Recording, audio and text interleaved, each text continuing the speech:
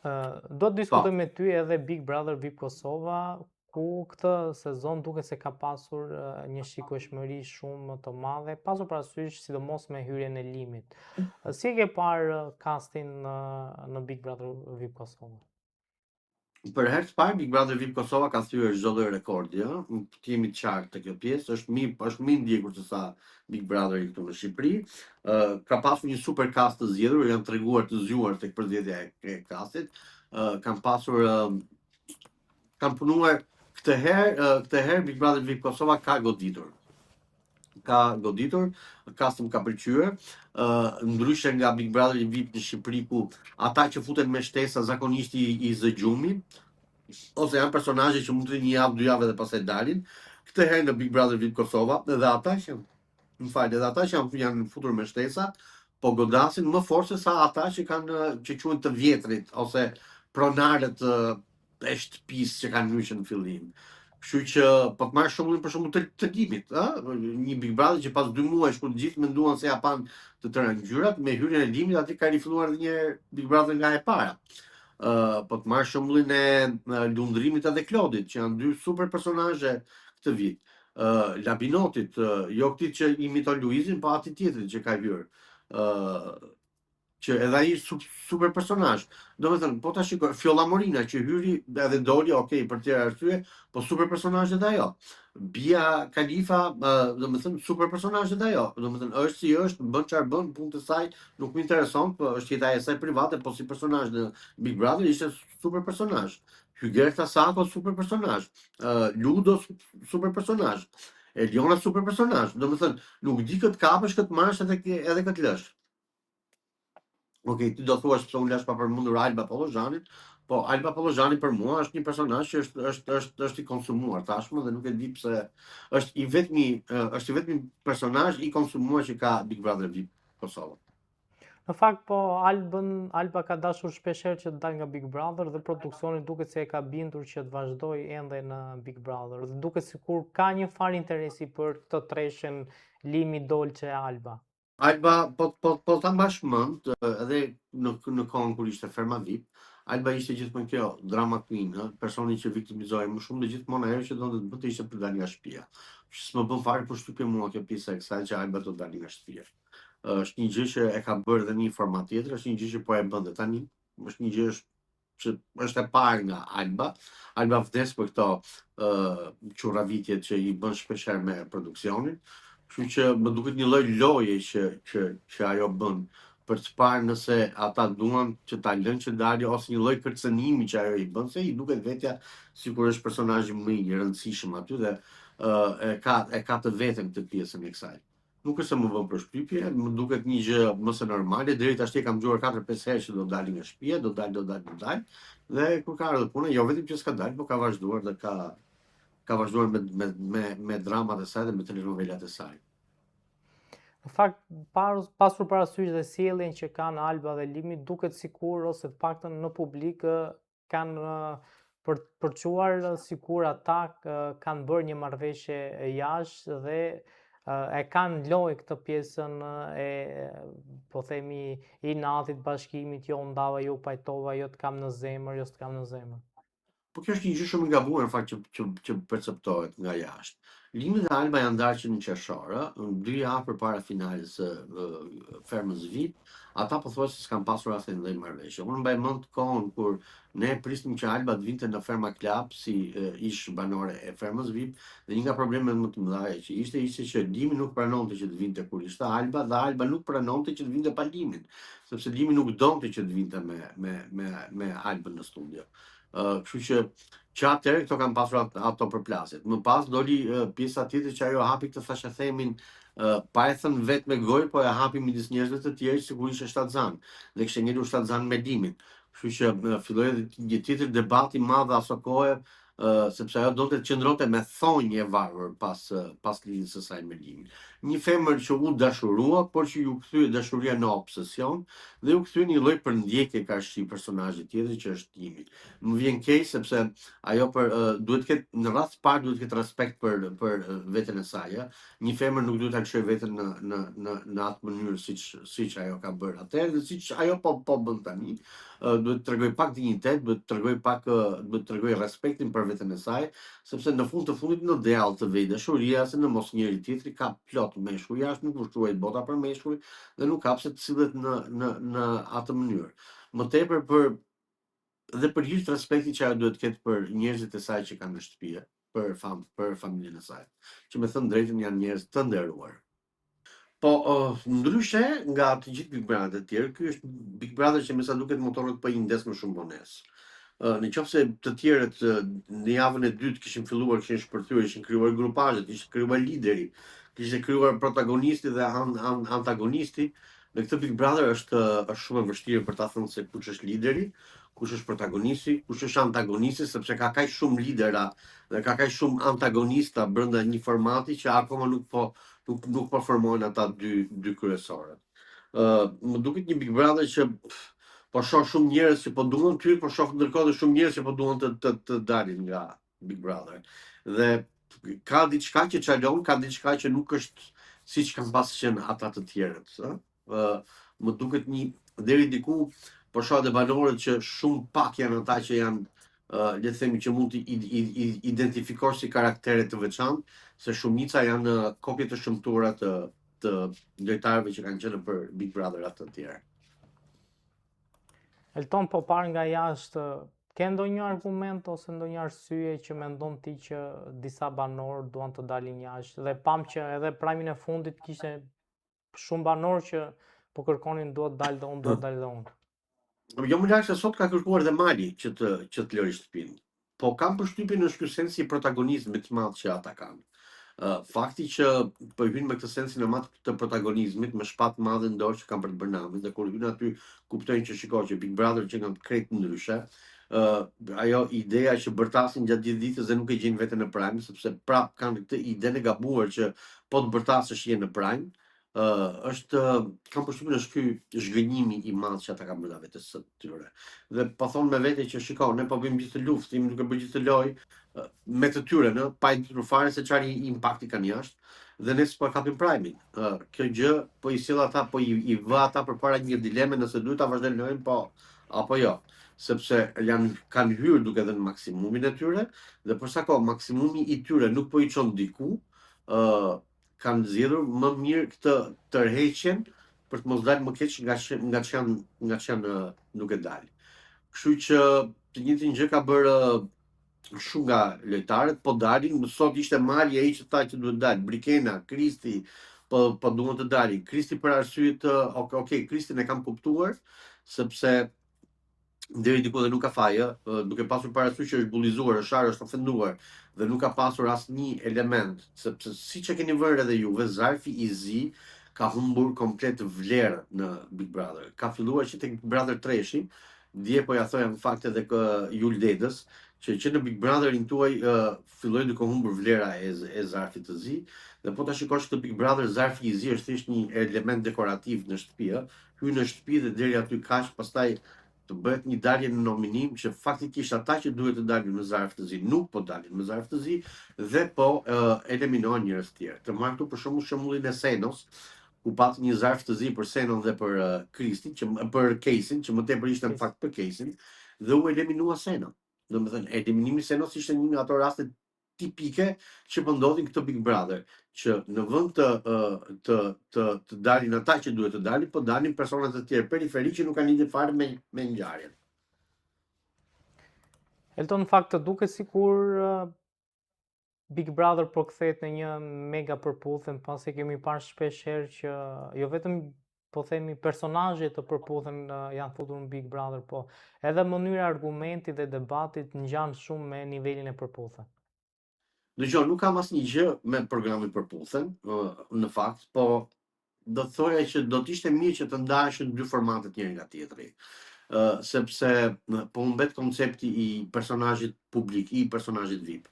Në përbot, Big Brother VIP supozohet që është Big Brother për persona që janë realisht të njohur, që kanë jetë në ekran, për persona që mbase deri dje kanë qenë në ekran, pastaj kanë pasur një periudhë pauze dhe kanë dashur që të rikthehen. Nëse tani po ndodhet kundërta, po marrin personazhe që kanë dalë një muaj në ekran në një program që duan të gjejnë dashurinë dhe pastaj katapultohen dhe futen më njëherë në Big Brother. Kjo gjë ata i ka bërë arrogant, i ka bërë i duket sikur kanë kapur qiellin me dorë. Është një gjë që pak a shumë ka krijuar këtë problemin që nuk po merret vesh më kush është personazhi publik VIP, kush është personazhi që ka dalë në televizor 2 herë.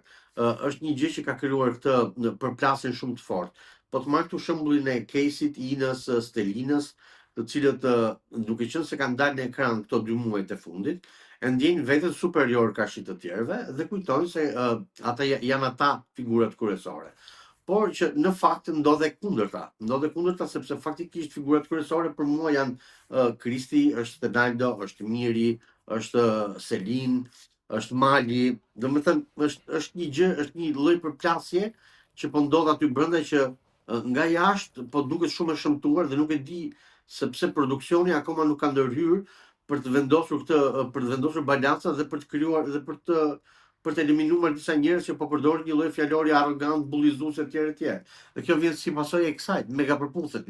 Madje po të shikosh, autorët nuk janë më ata që kanë qenë. Në qoftë se vjet ka pasur 6 autor dhe ka pasur një cast spektakolar, duke filluar nga Rozana Radi, Derek Vasili, Geta Gixhari, e shumë Xhibani, e shumë lojtarë të tjerë. Këtë vit më duken shumë fëminor, mosha mesatare më duket sikur është diku ke 25 vjeç dhe nuk e jep fare këtë pjesën e pjekurisë brenda shtëpisë Big Brother. I vetmi moshë e madhe që ishte Ilir Vrenozi, nga i cili prisnim shumë, por ai vati doli edhe faktikisht gjatë gjithë qëndrimit që bëri në shtëpi nuk është se na dha ndonjë përveç Babaxhan Lloku të vet, nuk është se na dha ndonjë situatë interesante apo nga ato karizmat e tij. Kështu që po, për sa kohë mungojnë autorët, për sa kohë autoren e hije më duket sikur është Neda Balluku, do të thotë që ky Big Brother më është bërë tamam një mega përputhën. Elton, kë shikon në finale? Shiko, në finale, unë duhet të them dyshën time finale. Dyshja ime finale është Kristi dhe Stenaldo. Janë të dy lojtarët që unë dua më shumë. Kishim Kristin që kur hyri ishte i paragjykuar në maksimum si një lojtar që nuk e kishte atë grintën apo do të ishte një zhgënjim i madh fakti që ishte pjesë e kastit, por do të them që Kristi për mua është një nga lojtarët më të mirë. Kemi Stenaldon i cili edhe ai është një lojtar që hyri jo i barabartë, të paktën në sytë e publikut me tjerët, por që jo vetëm që ka dalë i barabartë me ta, po për mua është një nga pretendentët kryesor për të fituar. Është një djalë që është artikuluar, është analitik, është një njerëz që nuk po i vije të re ajo mungesë që ka e shikimit, është ai po gatuan, ai po luan një lloj si ata, po vrapon një lloj si ata, po sillet si ata, domethënë nuk ka ndonjë mungesë të madhe dhe për herë të parë në historinë e tërë Big Brotherave kemi një njerëz me aftësi të kufizuar që ka hyrë brenda shtëpisë së Big Brotherit, me një aftësi të kufizuar goxha theksuar siç është shikimi dhe për mua është nga pretendentët kryesor, jo vetëm për kësaj që ka, por edhe për të qenë ulit i barabartë dhe superior madje ka shitjerëve për sa i përket mendimit, analizës dhe mënyrës së lojës që ai po bën. Kështu që unë di të them minimalisht paktën këta të dy janë finalja, janë dy finalistët e mi në fund. Ka hyrje të reja, që patjetër që këtë shtunë kemi 3 hyrje të reja super të fuqishme. Njërin madje e kam mik të ngushtë, që pres goxha shumë edhe nga ai, që edhe atë pretendoj shumë ta shikojmë në finale. Kemi një këngëtare goxha të njohur që futet edhe ajo këtë shtunë. Kemi një regjizor shumë të mirë që dhe ai futet përsëri këtë shtunë. Shpresoj shumë që të futet një lloj fryme e re brenda në shtëpi. Shpresoj shumë që të krijon dinamika të reja me këta lojtar, edhe të fillojnë të na japin çik grintën e Big Brotherit, tensionin, anksin, të qeshurat, jo se kanë munguar, por nuk janë aq sa që kanë qenë në të këto Big Brotherat e tjerë. Shiko, Elton, kur të pyeta unë, ose më saktë kur thash unë që duket sikur një mega përputhje qoftë edhe për debatet, kisha parasysh në fakt në krahasimin që mund të bëj unë mes Big Brother 5-s dhe Big Brother po themi 2-shit, kur ishte Luizelli, kur ishte Armaldo, kur ishte po themi Olta Gixhari, kur që ishte edhe Kristi. Pra po ti shikosh edhe vetë debatet, edhe vetë sherret, edhe vetë mërit, ishin shumë herë më të vërteta se që janë në Big Brother 5 dhe njerëzit priren që po themi të shikojnë më shumë njerëz të cilët e jetojnë në Big Brotherin se sa njerëz të cilët ndërtojnë skema dhe skenare sikur zihen, bëjnë sherr të madh e pastaj pajtohen brenda brenda 2 ditësh. Se po ta shikojmë për shembull nga Big Brother 2 Armaldo dhe Luizelli nuk flasin ende. Pra ka pasur një gjë të vërtetë aty në debatet që kanë qenë aty. Ke thënë Luizelli, ke thënë gjithçka. Ke thënë Luizelli, ke thënë kam përshtypjen babain e Big Brotherit, kam përshtypjen për vite, unë e kam sqaruar disa herë këtë temë dhe nuk dua të bëhem edhe i bezdisur, po për vite vendin e Luizellit s'ka për të zënë dot kur njeri dhe loja që ka qenë në Big Brother 2 është shumë e vështirë që të rikthehet. Është e pamundur që ato personazhe të rikthehen. Po flet për Luizelli që ka falimentuar Big Brotherin. Kështu që unë kam përshtypjen që ky format ka marrë fund që ditën e finales së Big Brother 2-shit. Dhe kanë qenë personazhe realisht, jo vetëm, shiko, ato personazhe mund të ishin këtë Big Brother, po në qoftë se nuk do të ishte Luizelli, ato personazhe nuk do të kishin atë karizmë, nuk do të kishin atë lojë që kanë qenë pse kanë qenë përballë Luizit dhe ata kanë dhënë 100% e tyre për të përballuar uraganin e Ellit. Kështu që është e pamundur që të krahasosh, domethënë është e kotë të krahasosh të gjithë Big Brotheret e tjerë me Big Brother 2-shin. Se Big Brother 2 dhe të gjithë Big Brotheret e tjerë që po vinë nga pas janë mbajnë firmën dhe vulën e Luizit dhe është e kotë që të diskutosh nëse do të dalë një personazh tjetër apo do ketë personazhe të tjerë që do të jenë si të dyshi apo si ke njëshi. Ta thesh, domethënë mund të ketë personazhe shumë të mirë tani, që mbase nuk janë në dritë. Në qoftë se këto personazhe do të ishin ke dyshi, do kishin përballë Luizin, mbase do të ishin shumë herë më mirë nga që janë tash. Është faktori Luizelli që ka qenë në atë kohë dhe që po ngelet dhe që po kopjohet dhe që do kopjohet për një kohë shumë të gjatë. Është e pamundur që të zëvendësohet, është e pamundur që të dalë një i dytë si ai. Shpresoj shumë të bëhet All Starsi dhe siç unë e di ose të paktën siç mua ma ka thënë vet Luizi kur ishte këtu në shtëpinë time, që mbase e kam i qef që po të futet edhe tek All Starsi dhe shpresoj shumë që neve të rishohim edhe një herë Big Brother. Shpresoj shumë që neve të shikojmë edhe një herë strategji, shpresoj shumë që neve të shikojmë të kemi humorin, të kemi strategjinë, të kemi lojën, të kemi të tëra brenda. Ai njeri ishte realisht atë që thoshe në kuadër të lojës, ishte realisht në kuadër të lojës. Sot kjo shpreha në kuadër të lojës po përdoret rëndom nga të gjithë, po aty askush nuk po loz dhe askush nuk po dit lozi siç është lozur në Big Brother 2.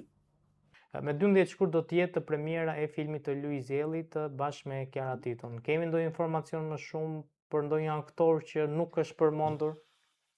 Po, kemi informacione ka plot, filmi është spektakolar, është një histori romans, po është edhe komedia brenda. Është një super film që kanë bërë me regjisor Bjordi Mezinin. Është realisht di them vetëm kaq që kinemat do pushtojnë këtë herë dhe do ketë pafundësisht njerëz që do e shohin dhe do ta rishohin si film, se ju e garantoj është super film. Një super komedi romantike që ka për t'i mbërthyer të tërë pas ekranit, po ka dhe pjesëtar të Big Brotherit që kanë qenë dhe te katra, është për shembull Loredana është pjesë e filmit që po ju a them. Ka dhe aktorë të tjerë që më mirë të jenë surprizë, sepse edhe ata vetë nuk kanë zbuluar asgjë, kanë lënë çdo gjë me pikpyetje që edhe njerëzit kanë pak atë kuriozitetin e vajtjes në kinema. Premiera është me datë 12, është unë mezi po e pres. Kam ka që po i shkruaj edhe Luizit dhe Kiarës, mos harroni ftesat. Kështu që nuk e di çfarë të them. Jam shumë i lumtur dhe jam shumë i gëzuar që jam pjesë e asaj premiere. Në një mënyrë ose një tjetër.